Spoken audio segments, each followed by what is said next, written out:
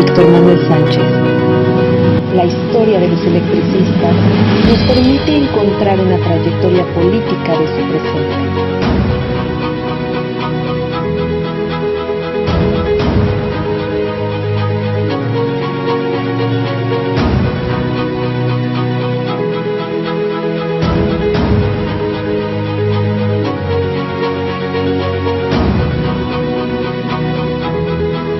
Comenzamos.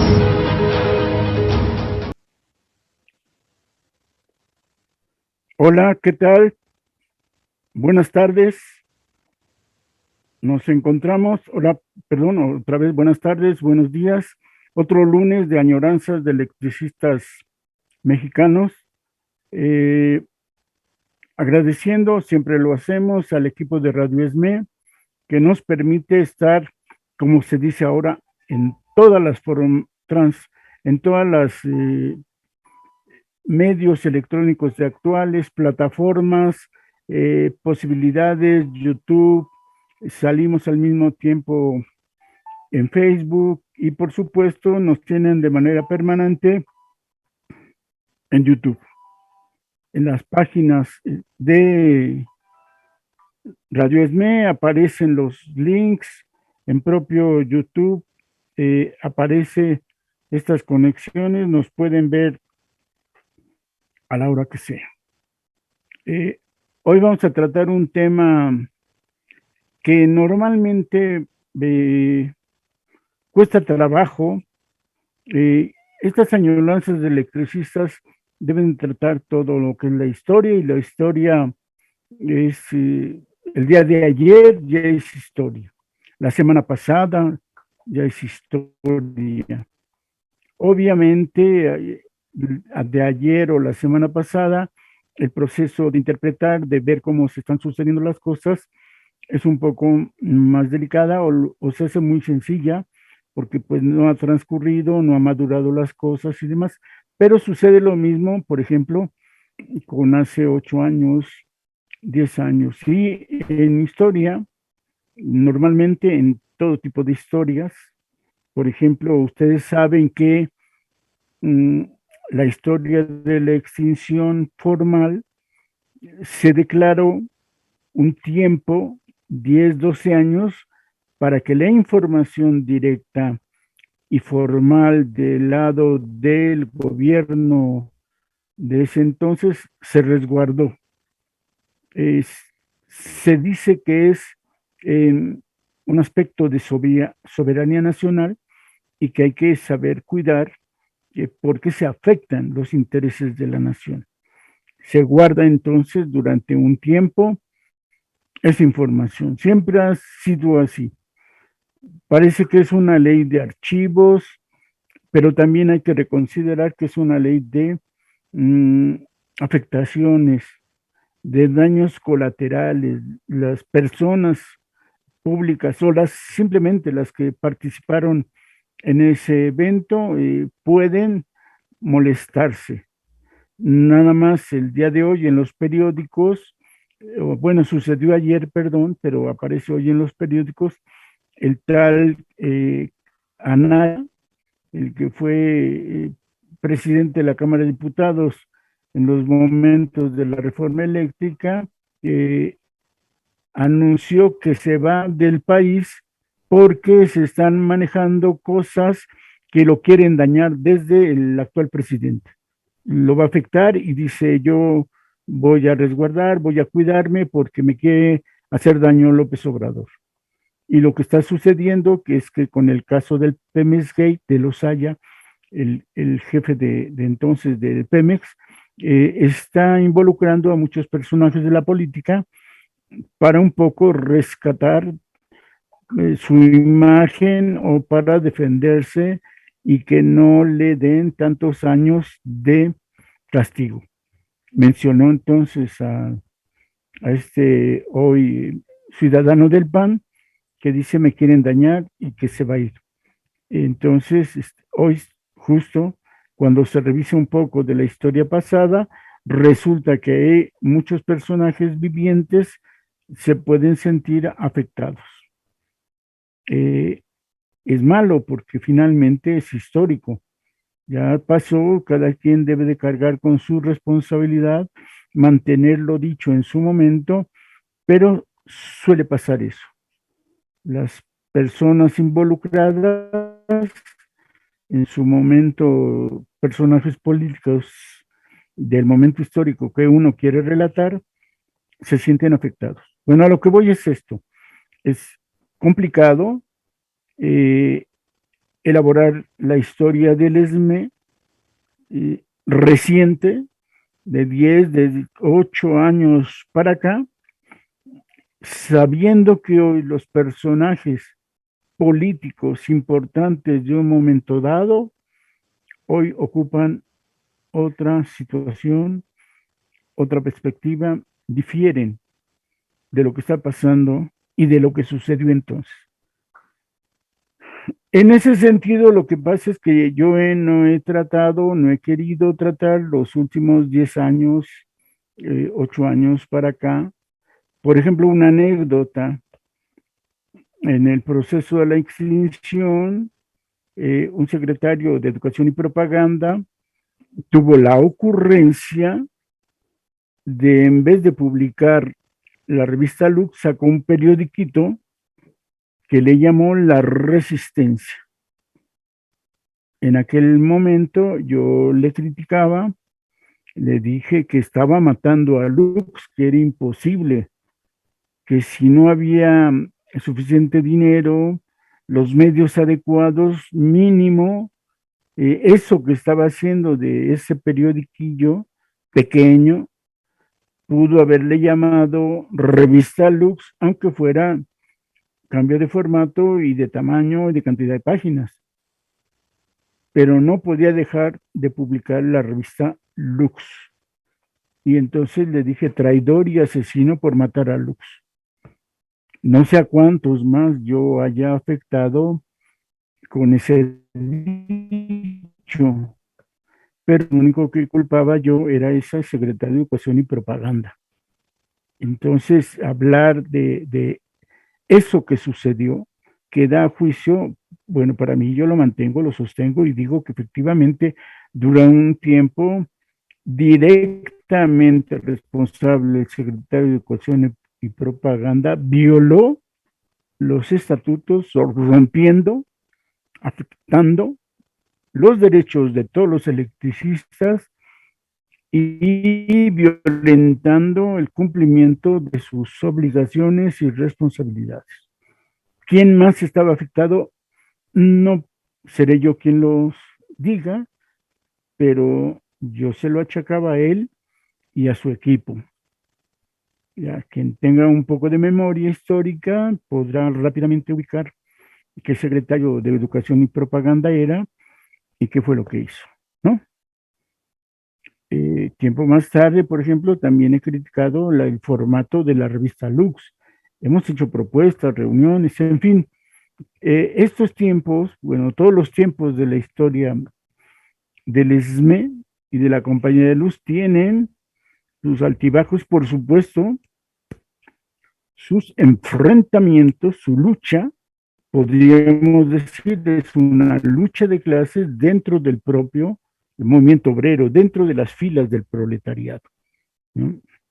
Eh, a veces uno es protagonista, a veces uno forma parte de un grupo donde se mantienen y sostienen cierto tipo de alternativas. La escuela de cuadros sindicales siempre ha sido motivo. El primero que quiso proponer escuela de cuadros sindicales fue en tiempos de Agustín Sánchez de Link. Controversias, problemas, complicaciones. Sobre todo, la reforma de estatutos que él impulsó proponía directamente la formación, porque antes se impedía o se descalificaba o a la disidencia no se le permitía hablar de manera tan abierta. Entonces la reforma de estatutos de 1956 permite, fomenta y estatutariamente sostiene a los grupos políticos internos de cualquier tipo de convicción política, ideológica, de derecha o de izquierda.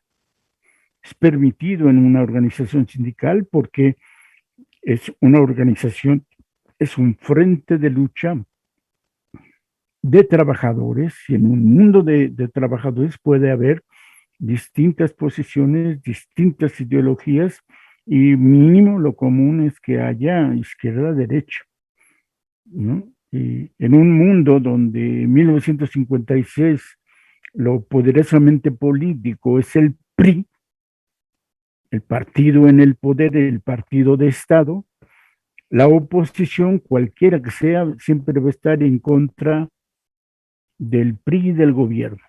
Eso es claro. Cualquier disidencia que se forma en un sindicato, precisamente por ser disidencia, está en contra del comité que esté, de derecha, centro, izquierda. La oposición, por serlo, va a estar en contra del comité, son los que tienen el poder, y los otros luchan y quieren conducir el poder o que cambie el rumbo de ese comité.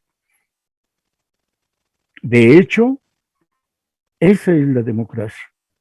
Es mucho más fuerte, y eso queda claro en los estatutos del 56, que haya varios grupos que discutan entre sí. Entre buena parte de los disidentes se va forjando con claridad la democracia, y eso es lo que instaura Agustín Sánchez de Lin, ¿no? La posibilidad legal, legítima, establecida en los estatutos, va a permitir que entonces no se descalifique, no se señale con el dedo fugaz del fuego para que los grupos políticos desaparezcan, para que se les permita actividad política dentro del sindicato. Eso se logró porque los años anteriores, especialmente en los tiempos, en la década de Juan José Rivera Rojas, a toda la oposición se le castigaba. No se permitían los grupos disidentes. Se les castigaba, se les malinterpretaba, se les juzgaba, se les acechaba ideológicamente.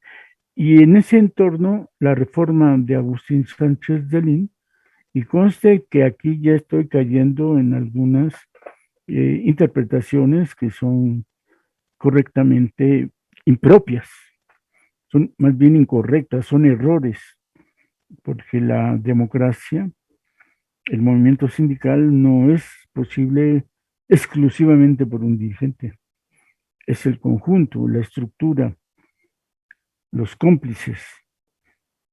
Entonces se instaura eh, el charrismo sindical en el mes de 1942 hasta 1952. Es cierto, los componentes de la estructura, el comité y sus aliados forjan esta estructura de poder, pero en buena parte es que no hubo suficientes grupos políticos, capacidad política, trabajo, y si se quiere, ilegítimo, eh, pero desde la trinchera y desde la base, para que se instaurara ese charismo sindical de una sola voz, de una sola corriente.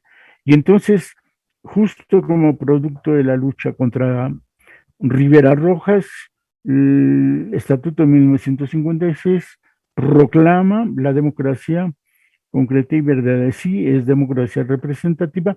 Otro día analizamos lo que significa la democracia representativa frente a otra posibilidad, una alternativa. Pero bueno, a lo que voy es que cuando habla uno de ciertas épocas, no hay problema, por ejemplo, en que se hable del grupo de Juan José Rivera Rojas. Es decir, todavía hace 10 años había muchas personas seguidoras y creyentes del buen dirigente sindical que fue Juan José Rivera Rojas. Incluso muchos han afirmado, en 1948, durante el periodo de Juan José Rivera Rojas, se estableció el fondo de ahorro y le están muy agradecidos. No he conseguido yo el contrato colectivo de 1948.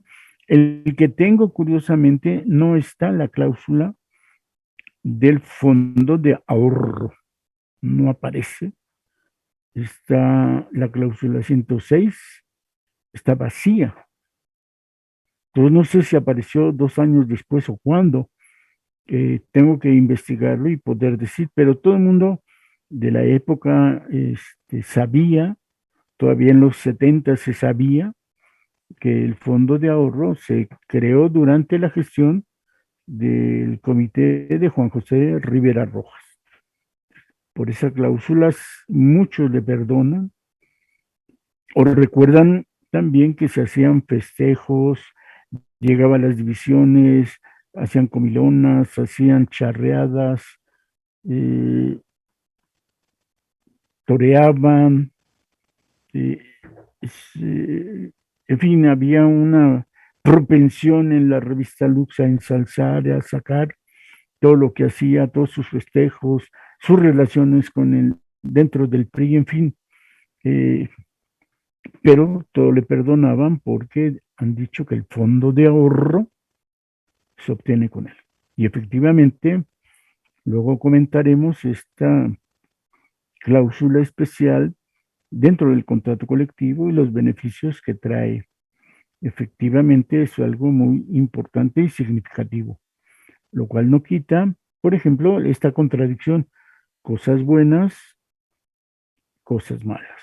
Justo por eso digo que en ciertos momentos de la historia se habla de personajes que en su momento, como en este caso digo yo de Juan José Rivera Rojas, hizo esto positivo, pero se le encubre a partir de todo lo negativo.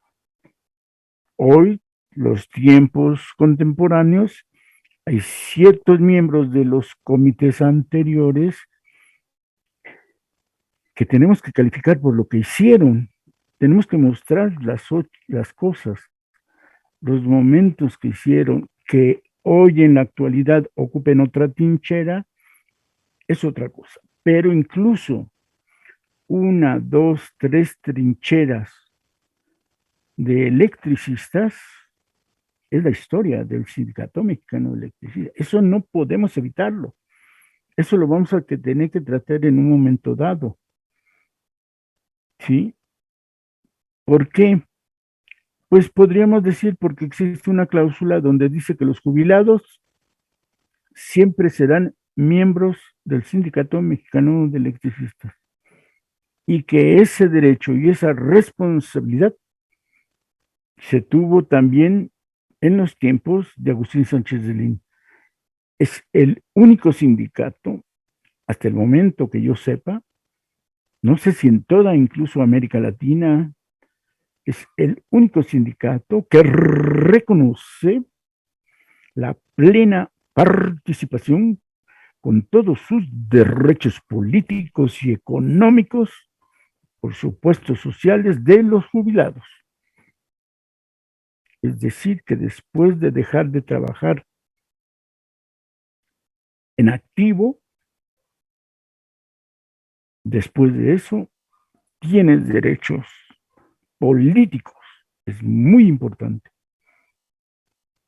Como jubilado, ya no trabajas en la empresa, pero ciertamente al pagársete tu jubilación, tus prestaciones establecidas en el contrato colectivo, necesariamente eso, como jubilado, te vincula al contrato colectivo, a la empresa que detente el contrato colectivo en ese momento.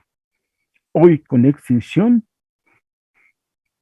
todos los jubilados, aunque estén dentro del organismo que está desapareciendo, porque mientras no se liquiden todos los activos e incluso los pasivos del organismo Luz y Fuerza del Centro, está vigente por lo menos dos, tres cláusulas del contrato colectivo de trabajo. y en especial benefician sobre todo o exclusivamente a los jubilados. Podríamos decir que en lo que respecta al contrato colectivo y sus trabajadores jubilados, acabará la relación, por desgracia, cuando muera el último jubilado que logró hacerlo con ese contrato colectivo de trabajo. Ahí morirá el contrato colectivo de trabajo. Es decir, no ha muerto y puede tener vigencia unos 20 años más. Tenemos el ejemplo de nuestro compañero de la Revolución de las Canas, que yo sepa, creo que él me puede corregir, ya lleva lo que podríamos decir 2 veces su vida de activo como jubilado. Es decir, trabajó 30 años, cumplió su primera fase con 30 años de jubilado y hoy está ya rebasando su segunda fase de 30 años de jubilado.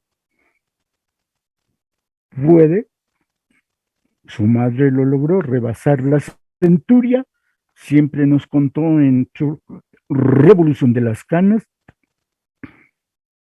que su mamá estaba vigorosa, activa, pensante, inteligente, después de los 100 años, como César Torruella Labrada, Fantomas, podría alcanzar la vigencia del contrato colectivo a pesar de la extinción, 50 años o más. De esto queremos hablar precisamente, del nuevo organismo que se llamó, que se seguirá llamando todavía más hasta el último jubilado, Luz y Fuerza del Centro. Porque mientras vivan los jubilados, y aquí volvemos a aclarar, estén o no donde estén políticamente ubicados, el contrato colectivo, con su cláusula 64 y derivados, o como le gustaba de llamar en un sexenio, cláusula 64 y daños colaterales, de un lado o de otro, que me perdonen decirlo, el contrato colectivo de trabajo seguirá vigente. Hipótesis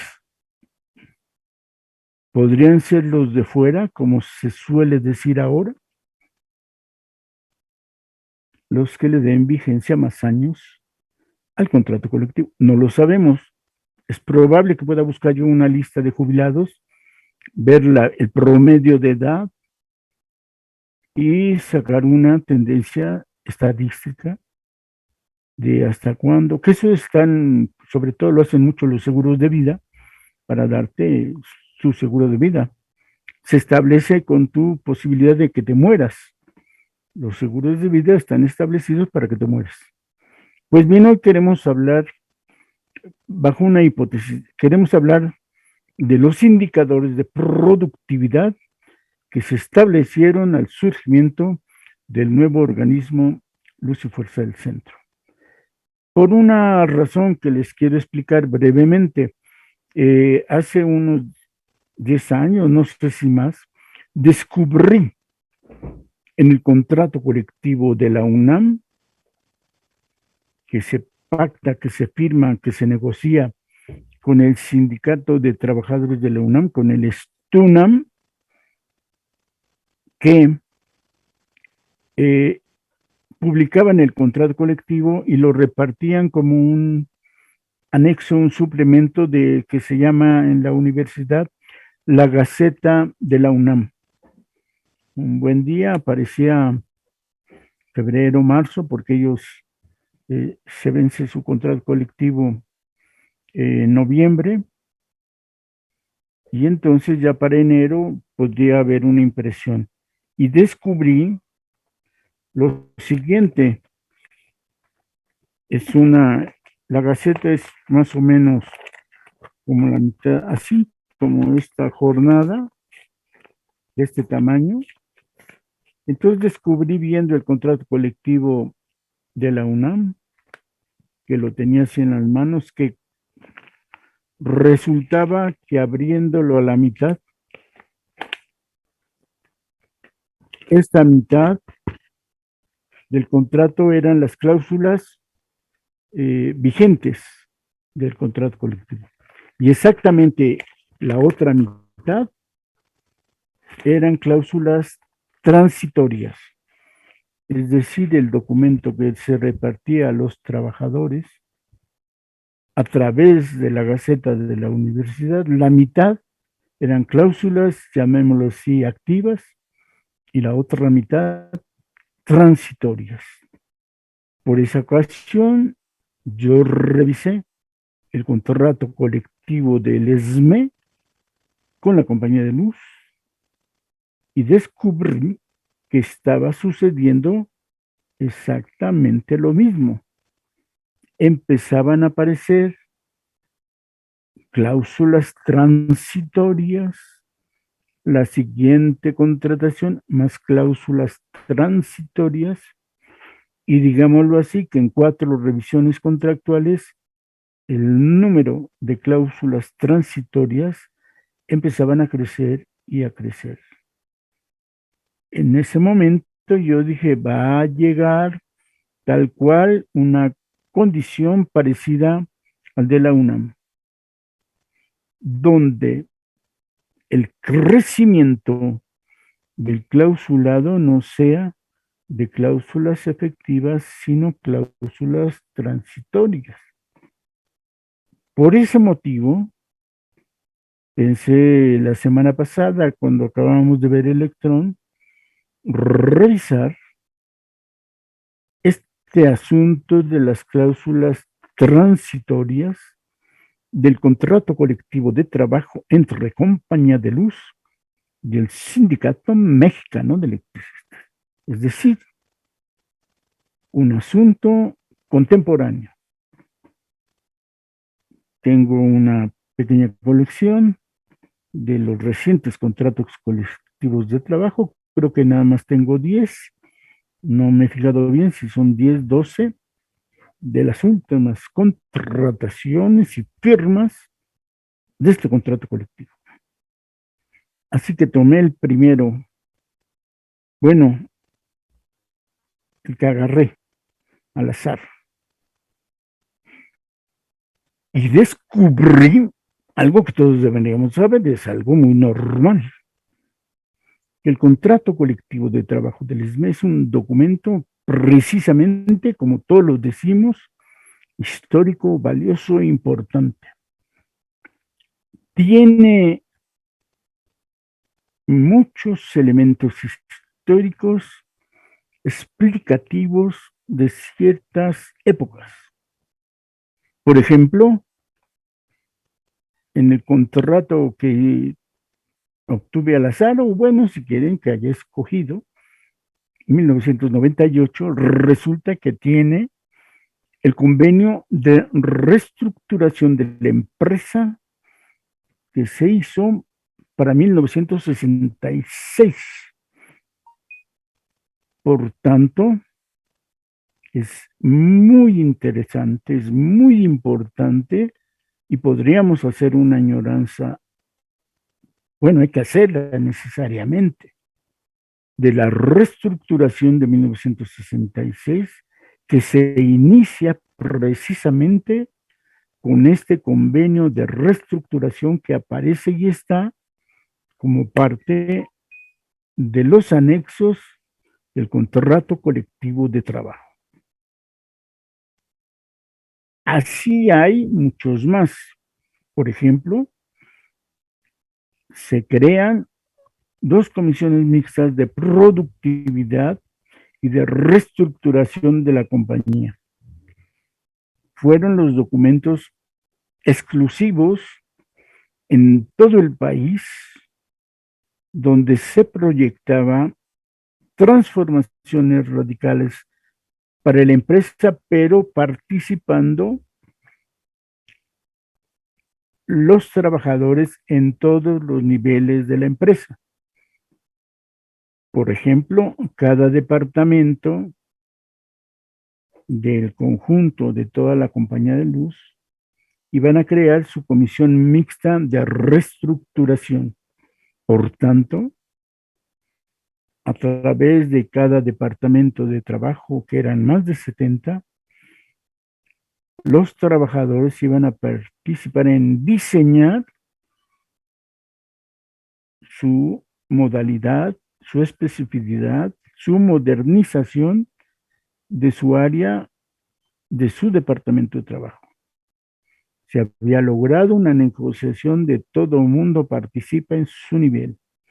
Estaba la organización general, la comisión mixta de reestructuración a nivel de toda empresa, pero particularmente había el respectivo en las divisiones, en las 11 divisiones, y el respectivo en los más de 70 departamentos. Y el convenio de reestructuración está en el contrato.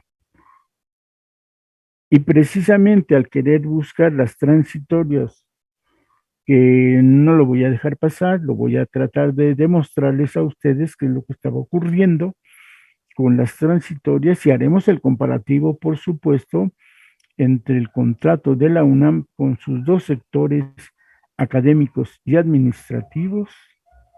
Allá se firman dos contratos colectivos y el contrato colectivo de acá es mi compañía de luz, para ver los efectos de las transitorias. Tengo la hipótesis de que se está tirando por la borda las relaciones sociales de producción a través de impedir que crezca el contrato colectivo y proponer que el crecimiento de la discusión del contrato con transitorias. Bueno, al buscar esto me encontré lo otro.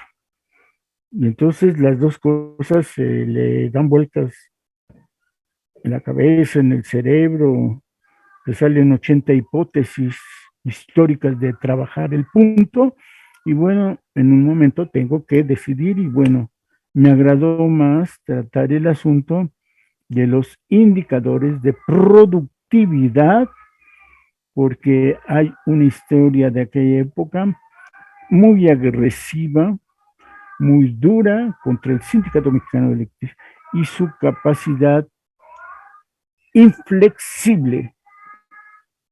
En tiempos de flexibilidad laboral se pedía que se introdujeran indicadores de productividad en todas las áreas.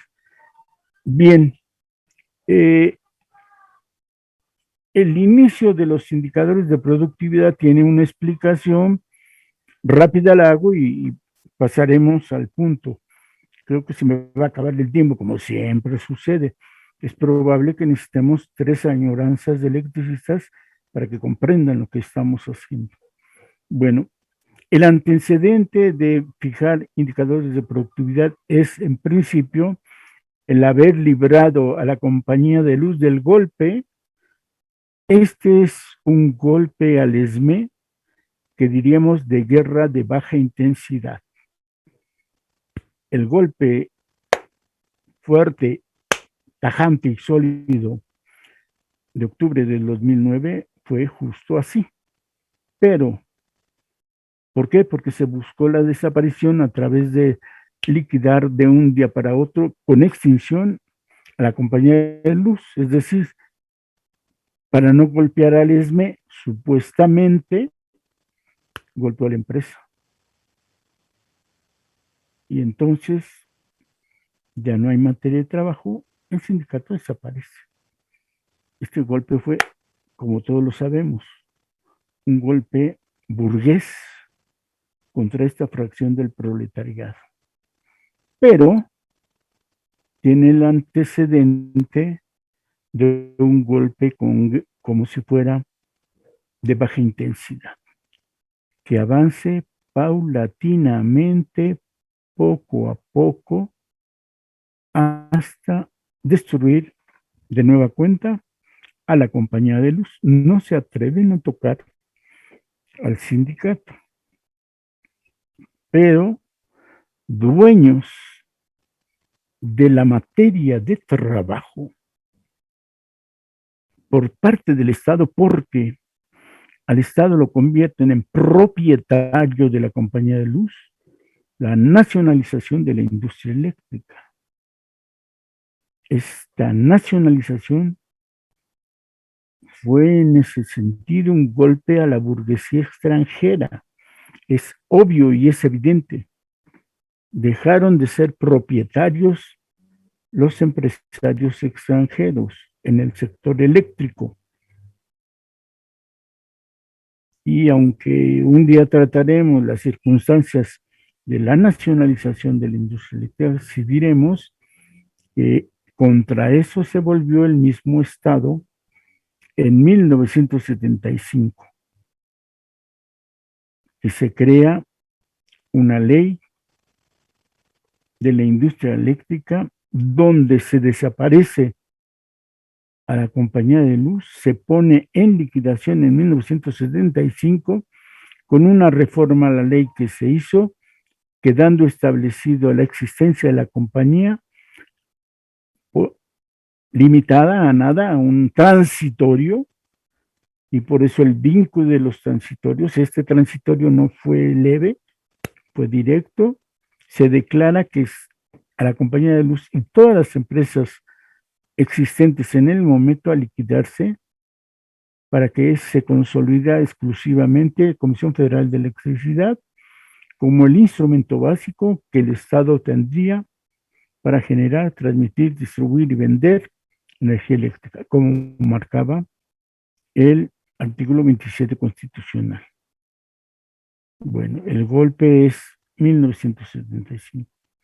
A partir de ahí, la compañía sufrió golpe tras golpe tras golpe, y el ESME resistiendo.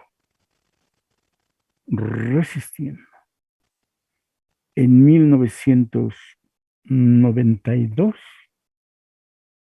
se entra en una fase de negociación política y se acepta que se retire, bueno, que sí se termine la liquidación, pero de inmediato se cree un organismo público descentralizado, Luz y Fuerza del Centro, en sustitución de la vieja compañía de luz. Se liquida uno para crear otro. De esto queremos hablar. Y veremos lo que nos queda en muy poco tiempo. ¿Sí? Solo les diré que tomando en cuenta, hay un convenio que va a plantear este tipo de cosas en la revisión del contrato de 1989. Se hace la revisión de contrato y en ese sentido queda claro lo que va a suceder. Políticamente se acordó que desapareciera finalmente ese proyecto de 1975 y se creara entonces a 1992 un nuevo organismo. Y parte de esta transitoria 4 que le vamos a leer rápidamente, que continuaremos en la siguiente añoranza electricista, tomando en cuenta, dice la transitoria 4, la existencia del convenio celebrado por las partes con fecha 14 de marzo de 1989, que las mismas reconocen y ratifican y que a continuación se transcribe. Es un convenio que se celebra por parte de la compañía y el sindicato, siendo el ingeniero Guillermo Guerrero Villalobos el director de la compañía de luz, y por supuesto el ESME, está nombrado aquí todo el comité central. Por tiempo no podemos leer. Antecedentes. Yo creo que a lo mejor terminamos con la lectura de los antecedentes. En el mes de marzo de 1963, la Compañía de Luz y Fuerza Motriz del Centro adquirió la totalidad de los bienes y derechos que integraban el patrimonio de la Compañía Mexicana de Luz y Fuerza Motriz, sea en ejecución al acuerdo presidencial de fecha 14 de agosto del mismo año. A virtud de lo anterior, la citada Compañía de Luz y Fuerza del Centro continuó prestando el servicio público de energía eléctrica. 2. Mediante decreto publicado en el Diario Oficial del 23 de diciembre de 1960, se adicionó el párrafo sexto del artículo 27 de la Constitución General de la República, rescatando el patrimonio nacional al disponer: corresponde exclusivamente a la nación generar, conducir, transformar, distribuir y abastecer energía eléctrica que tenga por objeto la prestación del servicio público. En esta materia no se otorgarán concesiones a los particulares y a la nación. Aprovechará los bienes y recursos naturales que se requieran para dichos fines. En el Diario Oficial de fecha 22 de diciembre de 1975, se publicó la Ley del Servicio Público de Energía Eléctrica, la que en absoluta concordancia con las disposiciones constitucionales se estableció en su artículo 1, de nueva cuenta, que responde exclusivamente a la nación generar, conducir, transformar, distribuir y abastecer, de acuerdo al artículo 27 constitucional, pero se le agrega: en esta materia no se otorgarán concesiones a los particulares y a la nación, y la nación aprovechará a través de la Comisión Federal de Electricidad los bienes y recursos naturales que se requieren para dichos fines. En el artículo 4 transitorio de esta ley se establece: a partir de la fecha en que entre en vigor esta ley, quedan sin efecto todas las concesiones otorgadas para prestación del servicio público de energía eléctrica. Las empresas concesionarias encerrarán o continuarán en disolución y liquidación y prestarán el servicio hasta ser totalmente liquidadas.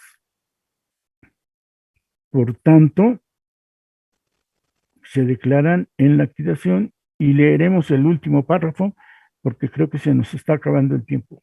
4. La Compañía de Luz y Fuerza del Centro S.A. y sus asociadas, Compañía de Luz y Fuerza de Pachuca, Compañía Mexicana Meridional de Fuerza S.A. y Compañía de Luz y Fuerza Eléctrica de Toluca, han continuado prestando el servicio público de energía eléctrica con fundamento en el citado artículo 4 transitorio de la referida ley, a virtud del estado de liquidación en que se encuentran desde el mes de enero de 1975, por decisión de sus asambleas ordinarias extraordinarias, y lo continuarán prestando hasta ser totalmente liquidadas. Es decir, desde enero de 1975 la compañía está en liquidación. Último punto, y aquí acabamos, y retomaremos en 8 días.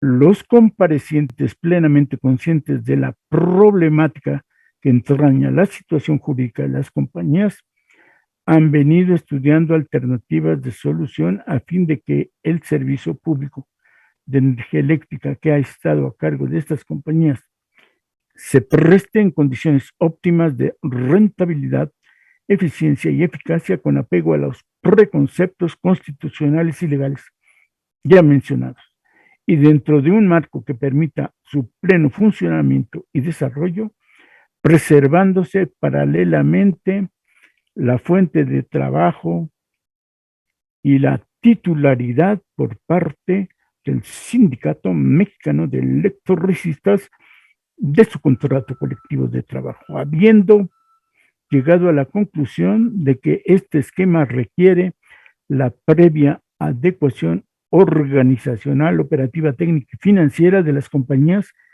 para alcanzar los objetivos señalados. Aquí viene entonces el nuevo organismo. En estas cláusulas que veremos